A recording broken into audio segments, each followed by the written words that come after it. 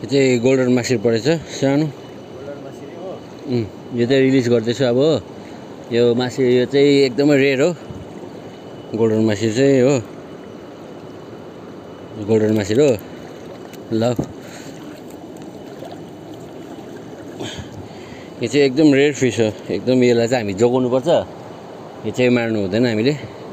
यो चाहिँ पक्रियो भने पनि हामीले छोडिदिनुपर्छ। यो चाहिँ गोल्डन मासिर हो। यसलाई चाहिँ रिलिज गर्नुपर्छ हो। हामी चाहिँ एकदम यसलाई चाहिँ छोड्नुपर्छ। यो चाहिँ एकदम रेयर स्पेसिस हो। आउने जेनेरेसनको लागि पनि हामीले राख्नुपर्छ यसलाई चाहिँ। त्यही भएर चाहिँ यसलाई हामी छोड्दैछु।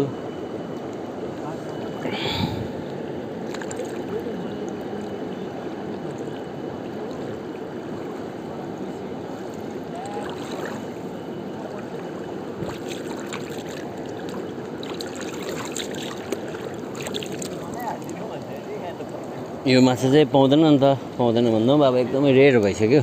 मान्छेले बेसी मारेर यो माछा त हामीले एकदमै बेसी जोगाउनुपर्छ एकदम।